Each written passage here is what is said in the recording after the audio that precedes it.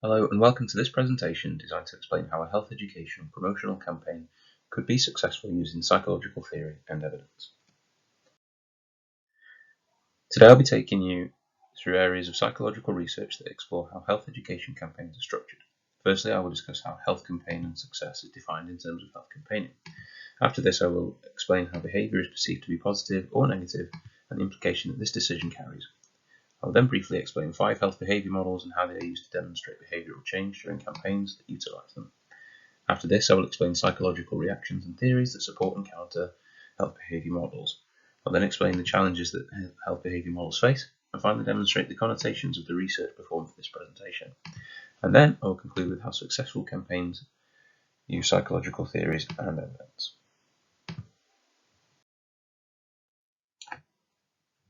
So the definition of a health campaign is an organised communication designed to improve health behaviours. And the success is a campaign that takes 5% increase in total uptake. Morality and ethics are thought to be fluid by the BPS. So as society adapts and progresses, negative health behaviours may become positive. For instance, smoking was once encouraged and is now seen to be a bad habit.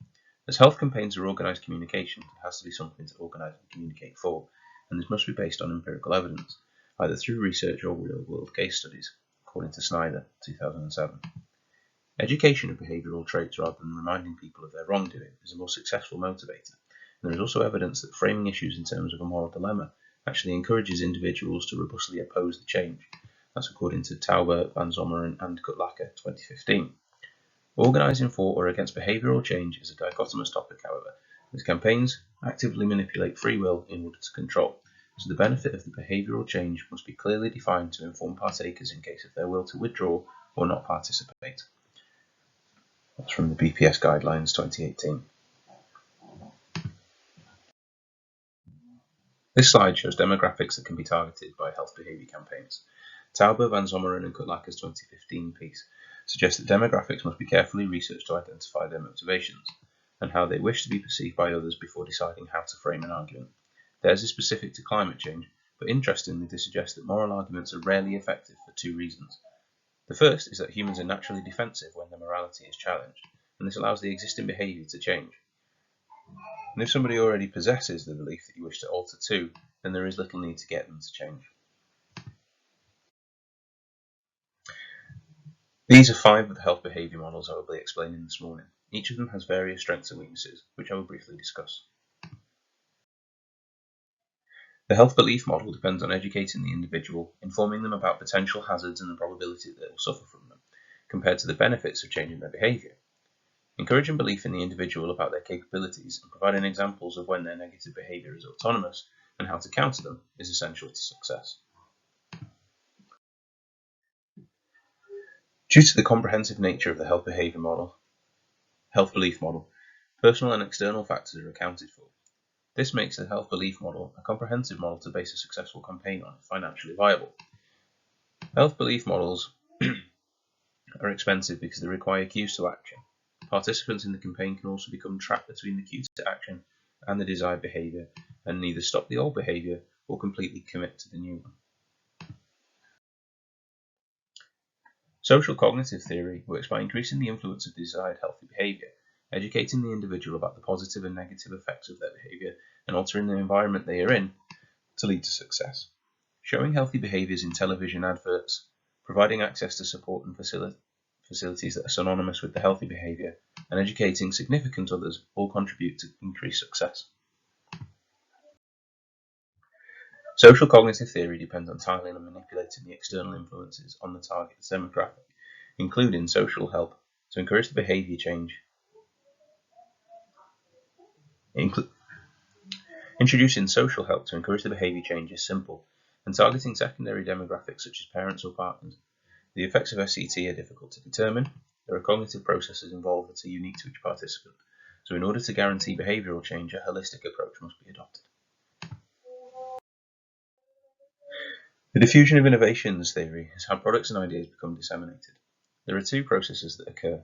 The innovator or innovators present the idea, and then other people adopt it. This simplicity works well in rural environments and developing countries, as adapters can choose to engage or not, depending on their personality, and they can choose to research the idea or not. DIY campaigns have been shown to be very successful in rural communities, including Kakireri Parish in Uganda, as well as specifically targeted groups like the AIDS campaigns in San Francisco, according to Shami et al. 2014. They are cheap, low pressure, easy to implement, and require positive feedback to others. There is evidence of DIYs working against health bodies with teenage drug use and anti-vax movements.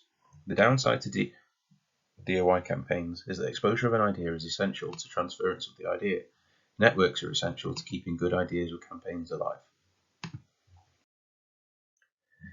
The trans-theoretical model applies stages to the cognitive processes of the individual.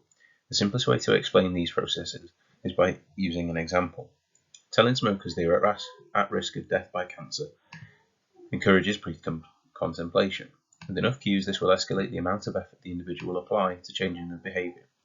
Maintenance of the behaviour can be undermined if the correct research is not performed by the individual or if the correct information is not disseminated to them. This would mean they can stop the model at any stage and have to restart the process. In some diagrams it is represented as a cycle. This is misleading, as the behaviour change is ultimately intrinsic, and so the individual has to start at the pre-contemplation stage, regardless of the stage previously reached.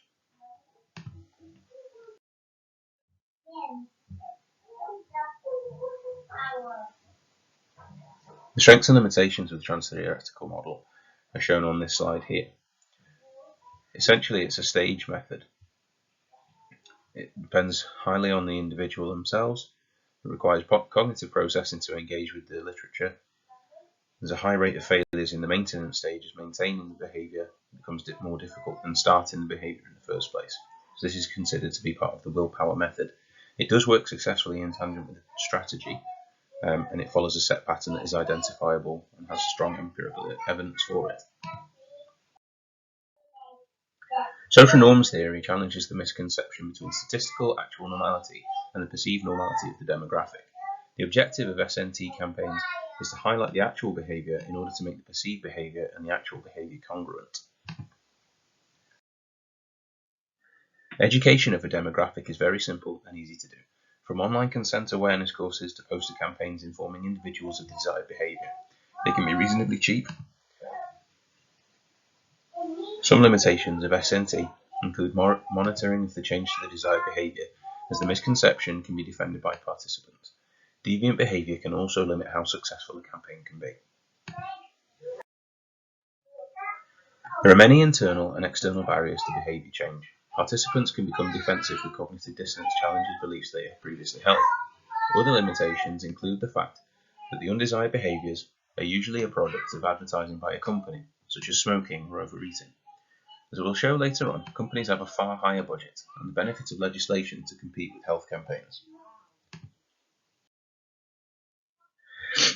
The first point here recognises that individuals develop bonds with characters and are more easily persuaded to change behaviours, either through emotion or recognition of the character's point of view and motives.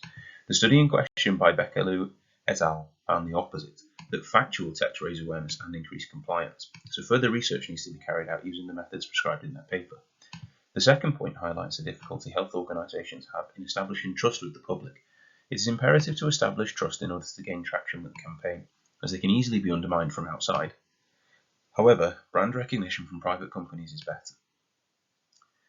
They argue that involving children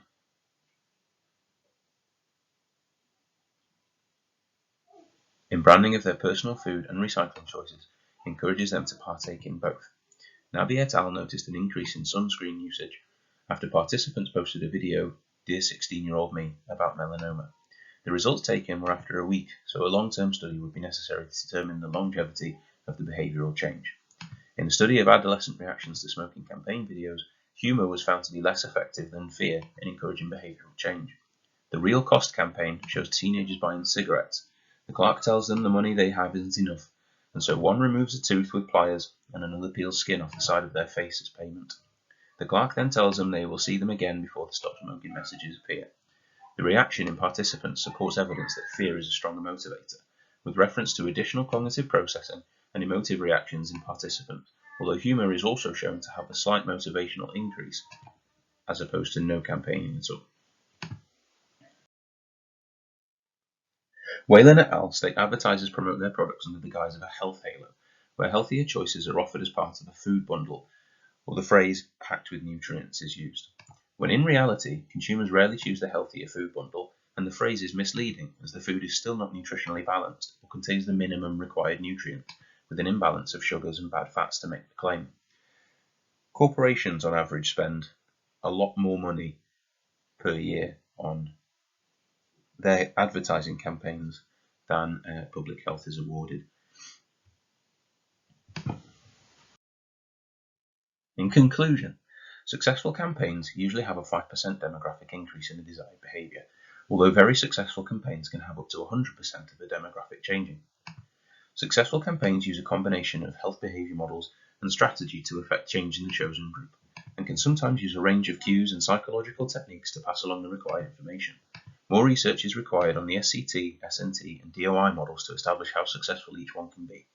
Ethically speaking, it is difficult for governments to outlaw behaviour or dangerous projects due to free markets and free will, and so simply focusing on educating those choices with factual and trustworthy information is paramount to remaining trustworthy.